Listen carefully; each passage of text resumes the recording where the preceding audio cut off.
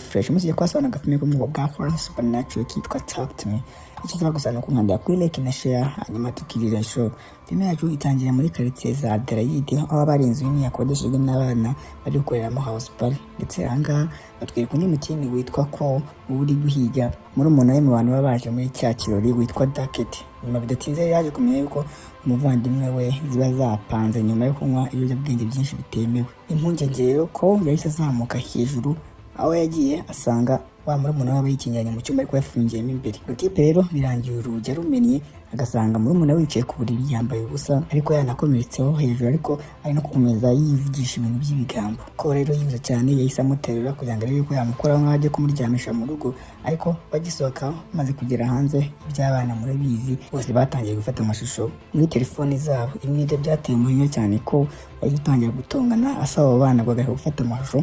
Gusa neza muri ako kanya nta gasopo nta n'ikintu bapfuye Ducket yahise afata icyuma cyari kiri aho ngaho hafi yahita agitera grand frere we.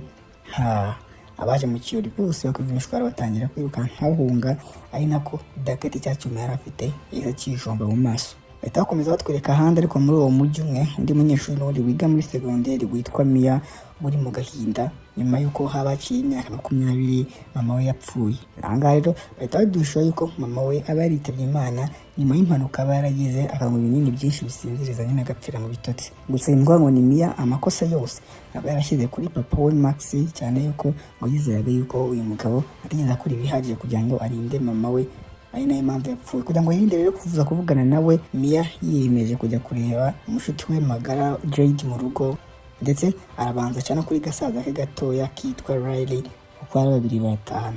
Nyuma bidatinze rero baje kugera mu rugo aho Mia yivuze cyane yahise ajya kureba Jade wari mu cyumba, ariko Jade yarahuze cyane ariko ivugana na sheri kuri telefone mushyashya. Ahangaha rero bahita badushuga yuko uyu Mia abafata Jade na gasaza ke na mama we bose nk'umuryango we, kuko n'ubundi mama we basanzwe bari inshuti. Nyuma rero bari kuganira abakobwa baje kugwa ku kavideo kumwe mu banyeshuri bigana ngo bafashwe n'idayimoni ahantu mu kirori yahanzweho. Gusa Jade we yahise avuga ngo video ya fake, ariko Mia byahise bitera amatsiko byatari. Yavuze ko ngashaka kujya kubyirebera n'amaso ye, ndetse ngo abashaka no kwekera muri icyo kirori kugira ngo arebe ko yagenda akirengagiza kugira ngo adakomeza kwibuka iby'urupfu rwa mama we. Jade rero yumvise ko ari gufasha mu best friend we, birangiye yiyemeje kujyayo, ariko na sheri we yari kuba hari. Nyuma rero igihe mama wabo yari amaze gusinzira, abakobwa n'ibanga rikomeye baracitse bajya muri cya kirori. Nyuma bidatinze rero bageze muri cya kirori bahura na sheri wa Jade mushyashya Daniel, umutipe ubaranatereseho Mia baratandukanye. Gusa nubwo bafitanye n'amateka adasobanutse uko ari batatu bose bari ntari bari inshuti zisanzwe. Nyuma y'ibyo ngibyo rero abandi banyeshuri bigana Harry na Joss baje aho ngaho batangira kubereka umukino witwa ngo mvugisha. Umukino ngo wabaye kimenya bose ngo abantu bose bari gukina, ndetse muri uyu mukino umuntu agenda akicara neza imbere y'imeza, aho yicara imbere y'uruganza rw'urubumbano akarukoramo. Ndetse Hailey avuga yuko ngo runo ruganza ngo rwahoze ari urw'umupfumu yakundaga gukoresha ngo ari guhamagara imizimu yapfuye kera ngo bayivugishe. Barimo bareba rero umuntu wa mbere ugiye kwicaraho akabanza agahamagara umuzimu. Mia yahise yemeza yuko ngo ari ugiye kujyaho, hanyuma Joss amuzirikira ku ntebe, ari nako Hailey amusobanurira yuko bagomba kuza guhagarika umudayimoni uri bamwijemo nyuma y'amasegonda 90 yonyine, cyangwa se bitabyo ngibyo ngo umuzimu wakwinjiyemo ukaba wakugumamo ukanga kugenda. Nyuma y'ibingibi rero bacanye buje, hanyuma batangira gusobanurira Mia uko agiye kubigenza, akagiye gufata mu cya kiganza cy'ikibumbano hanyuma akavuga ijambo ngo mvugisha.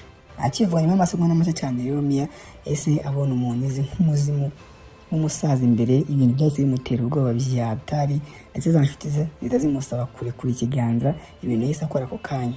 Nyuma rero yatangiye gusobanurira za nshuti ze ibyo abamaze kubona, ibintu bose bahise bizera.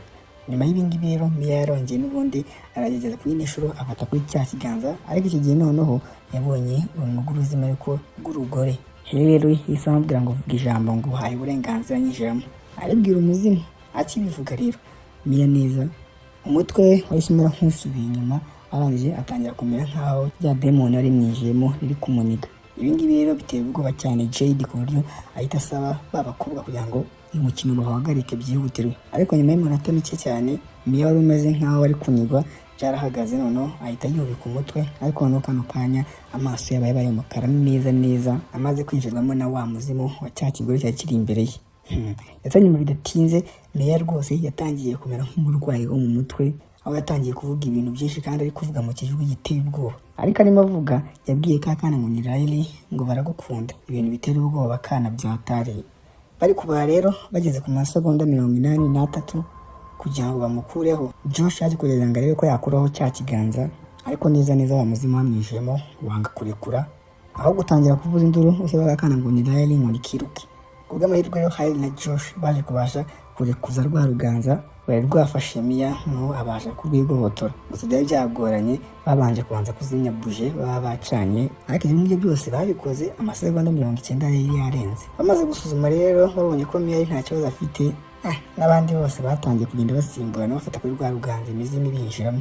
Ndebe imikino ibyo birabaye rero. Nyuma rero Carol kari gafite amatsiko menshi kabaje Mia ngo uburyo bimeze gufatwa n'umuzimu gakwinjiramo nyine ngo uburyo biba bimeze.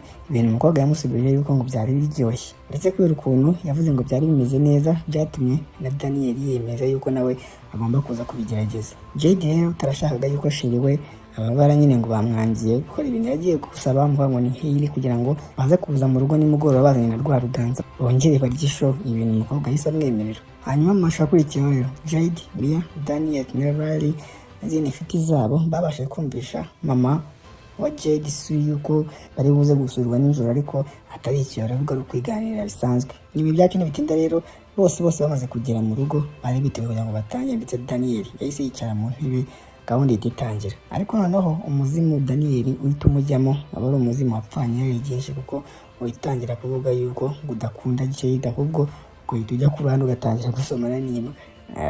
Abandi banyeshuri bari aho ngaho rero byabateye isema byatara, ariko biranabasetsa bagaseka bari no gufata amashusho kugira ngo baze kwimwereka. Nyuma rero baje kurangira bafunze amuzimu ari bamwijemo, ariko Daniel akibona ibyo yakoze yumvise ibyo byatari. Ariko ibyo ntako byabujije abandi nabo gutangira kujyaho, abantu bose bagenda basimburanwa bahangwaho n'amadayimoni n'imizimu, ku buryo byaje kurangira Daniel yongeye no gusubiraho. Igihe rero ari Carol kari kagezweho kasabye ko kajya, ariko abandi bahita bakangira ubwo kakiri gatoya batakemerera. Mia rero yagiye kumvisha Jade kugira ngo areke n'agasaza ke gatoya kumva uburyo bimeze, ariko arabyanga. Ndetse kubera ibi ngibi byatumye abana bavukana abaje cyo kutumvikana. Jade ahita ahaguruka mu cyumba yigira hanze akurikirwa na Daniel kugira ngo umwana adakomeza no kumubwira ibyo bintu. Riley rero yafatiranye kuba mushiki we yari asohotse hanze gatoya, yatangiye kwinginga asaba Mia kugira ngo areke ngo ajyeho gatoya. Mia rero biza kurangira wamwembereka akamubwira ko ari buze kujya amasegonda 50 yonyine aho kugira ngo abe 90 kubera ko nyine ari umwana. Nyuma rero n'abandi bose bamaze kwemeranya, Riley bamuzirikiye mu ntebe nk'abandi, hanyuma umuhango uratangira. Ariko ubwa mbere umuzimu ukimwijira mu watangiye gusaba imbabazi Mia, ariko nyuma gatoya uhita utangira guhinduka. Byumvikane yuko umuzimu wari umwijemo ari uwo mama wa Mia, kuko watangiye kuvuga ku by'urupfu uvuga yuko ngo ukumbuye cyane Mia.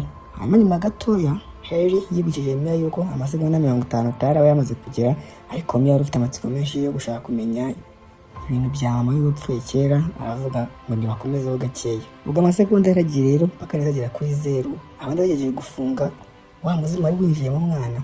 Ibintu bitabihinduka nabi kubera ko umuzimu wari utangira kuvuga ibigambo, ndetse utangira gukubitisha gatwe Carol ku meza, urangije tunamukurubana umujyana ku ruhande, aho umwana atangiye gukubita umutwe hasi kugeza igihe neza umwana atangiye kugira amaraso biteye ubwoba. Bacyumva rero urusaku Jade na Daniel nabo bagarutse aho ngaho mu cyumba, ariko bose batera ubwoba n'uburyo basanze Riley ameze.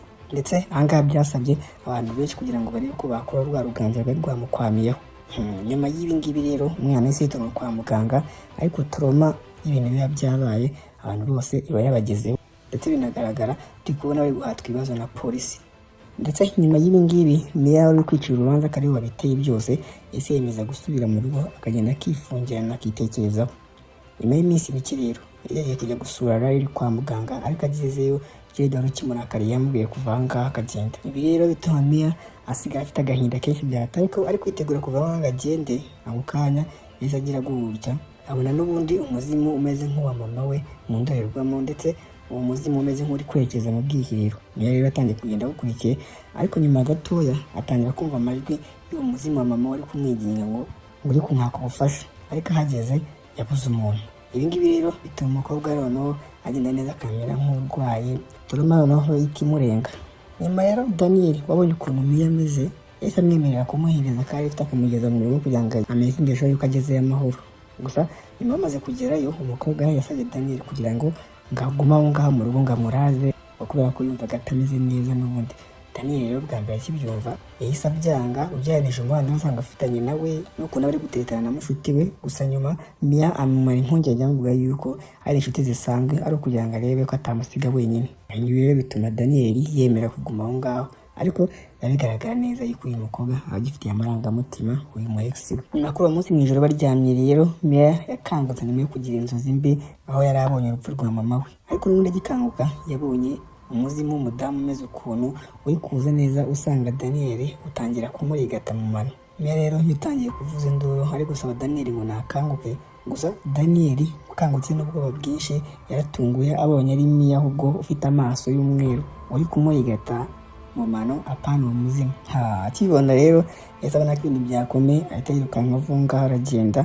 Ibi byatumye Mia asigaye ari kuvuza induru neza nk'umusazi ndetse atangira kwikubita inshuro nyinshi, ariko nyuma bikaba bigaragara yuko uyu mukobwa aba yazanye rwa ruganza mu gikapu ngo ari gushaka kugerageza kureba ko yahamagara umuzimu wa mama we ngo agire ibyo awubaza, ndetse kuko ni nako yabigenje. Nyuma yo kuwuhamagara inshuro nyinshi biza kurangira bikunze, hanyuma umuzimu wa nyina Maria ukaza aho ngaho ugatangira kubwira Mia ngo uburyo utashaka kwiyahura ahubwo byose byari impanuka, ndetse ukanasaba Mia yuko ngo yagenda agafasha Riley ngo kubera yuko kari mu buribwe byinshi kano kanya. Nyuma y'ibingibi rero wa muzimu waraje neza uryamisha umukobwa wabo basinziye. Ku rundi ruhande rero Jade yari ari kwa muganga ari kumwe n'umuvandimwe we, aho mu buryo butunguranye umuzimu wahise wongera ukamujyamo agahita atangira kwiruma, ndetse umwana akikubita hasi n'ubundi agatangira gukubitisha umutwe we hasi ameze nk'uri gushaka kwiyahura, ndetse ibingibi abikora inshuro nyinshi bikaza guhagarara gusa igihe Jade yabeje induru ari gusaba yuko umunasi yagera aho ngaho, ndetse umunasi ageze nibwo byabaye nk'ibihagazemo gakeya. Umunsi ukurikiyeho rero Mia yagiye guhura n'aba bagenzi bose bari kumwe muri cya kirori, hanyuma Jade atangira kubabwira uburyo agasaza ke ngo kameze nk'akari gushaka kwiyahura, ibintu bita bituma Josh abahishurira ikintu bose batari bazi. Kumbe ubundi umugabo uba warahaye rwa ruganza Dacket mwe twatangiranye yiyahura aba yarababwiye ingaruka zo gukoresha kiriya kiganza zose, ndetse ngo aba yarababwiye yuko umuntu uwo ari we wese winjiwemo n'umuzimu yahamagaye akaza gupfa umuzimu utaramuvamo, ngo umuzimu wari wamugiyemo ubasha kugumana wa mubiri we, ndetse ngo ibingibi niyo mpamvu umuzimu uba uri imbere muri Riley uri kugerageza kureba yuko yamwica kugira ngo ugumane umubiri we, cyane ko akiri n'akana kameze neza. Hanyuma y'ibingibi rero ya groupe yiyemeza kujya gushaka umuvandimwe wa Dacket ko bigaragara ko batarapfuye, hanyuma nyuma bajya kubonana nawe, gusa utipe ntabwo bari gushaka kubavugisha cyane ko bari kumva yuko uyu mutipe ngo ni Josh aba ameze nk'umuntu wabazanyemo ibintu by'amafuti, hanyuma ibyago byakaza akahita abakwepa bakabijyamo bonyine. Gusa ya groupe yamusabye imbabazi ndetse inamuganiriza ibijyanye na Riley. Ahangaha rero kurangira utipe yemeje byibuza kubahiriza amakuru make y'abafite. Hari yabasobanura yuko uko umuzimu umara mu muntu igihe kirekire waramufashe ngo nyina kugenda ucika intege, bityo rero ngo abagira inama yuko ikintu cyiza bakora ari ugutegereza kugira ngo umuzimu wagiye muri Riley ugende ucika intege bazabashe kuwumukuramo. Gusa Mia we ntabwo ibingibi bari kubyemera, ibintu byo gutegereza ngo umwana mupfane, cyane ko we n'ubundi bari kwizera yuko impamvu connection ya Riley n'umuzimu wamwijemo itigeze ihagarara ari uko ngo batigeze bazimya buje nyuma yo gusoza umuhango. Bityo rero ahangaha aba yiyemeje ko agomba gushaka icyo akora kugira ngo ahagarike wa muzimu waramwijemo connection neza, ayifunge ku bubi na bwiza. Ndetse amaze kubiganiriza ba bagenzi be bose bahise bemeza kujya kwa muganga bari kumwe. Nyuma rero bamaze kugerayo bose batangiye kwitegura kugira ngo barebe yuko noneho bakora wa muhango, ariko noneho bakawusoza neza. Gusa kubw'amahirwe make inshuro yose bagiye bagerageza bwa mbere ntabwo zakunze. Ibi bintu byahise bituma Mia noneho agira indi gahunda nshyashya. Ahangaha noneho ngo abashaka gukoresha wa muhango nawe agafata ku kiganza kugira ngo byibuze abashe kuvugana na roho ya Riley, bigaragara yuko imeze nk'iyatandukanye n'umwana, akayishaka ahandi nyine akayivugisha. Ibi yarabikoze rero afata kuri cya kiganza kuko ariko noneho ahangaha yahise kubitana n'umuzimu w'akana gato k'agakobwa, umuzimu atari yarigeze abonana mbere. Ndetse uyu muzimu wahise utangira kubwira Mia yuko ngo ugiye kugenda kumufasha kumwereka ahantu ngo roho ya Riley ibi yakwamiye kano kanya. Mia rero ubu wataye umutwe ari gushaka gukora ishoboka byose ngo ariko yatabara inshuti ye, yarabyemeye yemera gukurikira umuzimu wa kano kana basanze ahangaha. Mia rero akurikiye kuko yagize gutya asanga ahantu roho ya Riley ibiri ariko ikikijwe n'imizimu myinshi biri gutoceringa ikubita igira ibiki, ariko neza amasegonda 90 ye yamaze kurangira, hanyuma za nshuti ze zizongera zimugarura mwino si yo hanze. Mia rero ubwo yatangira gusobanurira bagenzi be ibintu byose bamaze kubona uburyo roho ya Riley ibiri gutotezwa byatari, ndetse amaze kubasobanurira uburyo ibintu bimeze, bose bahise banza yuko ubungubu nta kintu kimwe bakora, bahita banataha baratandukana. Nyuma rero igihe Mia yagereye mu rugo, papa we Max yihuse cyane yaramwegeye kugira ngo amusobanurire ukuri ku bijyanye n'urupfu rwa mama we Leah. Yasobanuye yuko ngo mbere y'uko gato yuko Leah yitaba Imana ngo hari ikintu yari yabasigiye, ariko ni ikintu aba yaragize ubwoba bwo kwereka umukobwa kuva icyo gihe cyose. Arangije yakuyeho agapapuro ngo mama we Leah yaranditse mbere y'uko yiyahura. Agapapuro kaba kanditseho neza byemeza yuko urupfu rwa Leah rutari impanuka akaba yiyahuye. Mia rero akibyumva n'agahinda kenshi yarababaye byatari, ari nako papa we yamwizeye nyine kugira ngo arebe yuko yamukaruma. Gusa neza muri kano kanya amuhobeye ngo ari kumukaruma, wa mwana yarebye inyuma abona umuzimu wa mama we, ndetse ugitangira kubwira umukobwa yuko ako gapapuro ari akafeke ngo atigeze ashaka kwiyahura. Ibyahise bituma Mia agira ubwoba byatari, ararakara ahita ajya mu kindi cyumba kugira ngo arebe ko yakwepa papa we ari kumubeshya, ariko na wa muzimu wa mama we ugenda umukurikiye. Aho ngaho imbere mu cyumba rero wa muzimu wakomeje yishurira Mia yuko ako gapapuro wa mugabo amaze kumusomera ngari akafeke atigeze akandika, ndetse ngo n'uwo mugabo baba bamaze kuvugana hariya hasi atari papa we wa nyawe.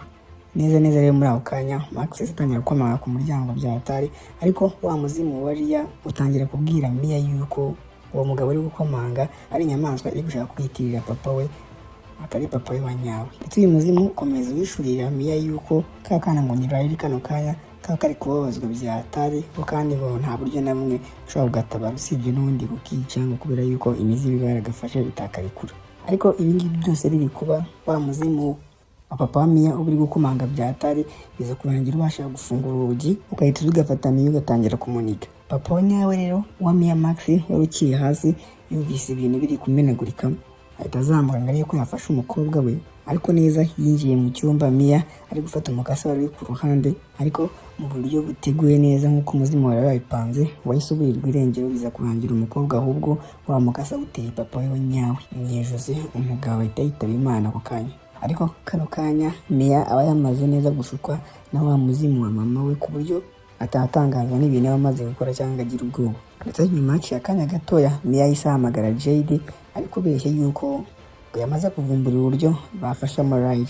Jade rero uba yateye umutwe ari gushaka ubufasha bwe bwose, birangira avuye hano kwa muganga agasiga ka gasaza ke akayiterekeza kwa mushuti we mu rugo kugira ngo arebe yuko nta bundi bufasha yamuha. Gusa iki kintu Mia aba yashakaga cyanyacyo aba ari kugira ngo arebe ko yaba ari wenyine Riley kwa muganga. Bityo rero Jade akimara kugenda, cyane ko n'ubundi Riley yari akomeye kuzengerezwa n'imizimu iba yaramufashe, Mia wa muzimu uwamubeshye yuko uburyo bwonyine bwaba ari bwiza kugira ngo afashe uno mwana areke kubabara ngari ukumusoza n'ubundi akamuhitana. Bityo rero akihagera neza yatangiye kwitegura kugira ngo atere ka Riley wa mukasi wuzuye amaraso yakoresheje yica papa we. Gusa neza mu masegonda ya nyuma biza kurangira yisubiyeho, kandi ubwo naho ku rundi ruhande Jade nawe yari amaze kugera mu rugo kwa Mia, ariko ahageze asanga papa we Max yamubagaguye umukobwa byatari.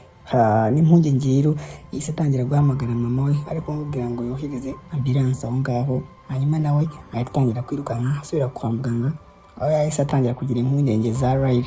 Nyuma y'akanya rero Jade yageze kwa muganga, ariko ahita abona umuvandimwe we Mia ari kugenda amusunika mu kagare, hanyuma Jade atangira kuyakurikirana ngo arebe ahantu Mia yaba amujyanye. Mia rero utari buri gukontororwa neza na wa muzimu wa mama we, abari gupanga gufata akagare k'umwana bagashyira mu muhanda imodoka zigakagonga. Gusa Jade wabashije kuhagerera mu gihe yaraje aturuka inyuma ya Mia ahita amusunika mu muhanda, ahubwo imodoka ziramubisya bya danje.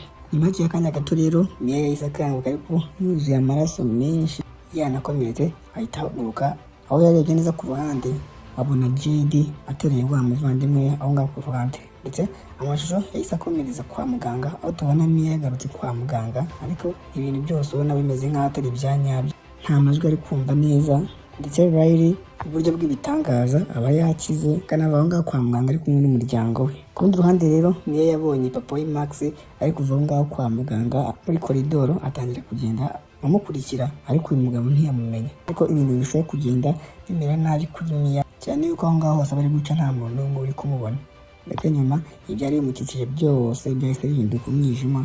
Hanyuma ako kanya amatara yari aho ngaho atangira kwaka azima. Arangije yahise abona akantu k'akabuje kaba kari imbere, atangira kugenda agasanga. Hakegeye neza yahasanze ikintu cy'ikiganza, hanyuma cya kiganza ahita agikoraho afite amatsiko yo kureba ibyo ari byo. Akigikoraho rero Mia yahise yongera yisanga yicaye ahantu nawe atari asanzwe azi.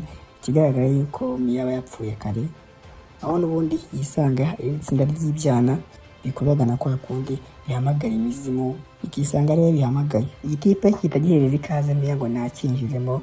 Bigaragara yuko Mia aba yatabarutse kare cyagiye bamugongera mu muhanda.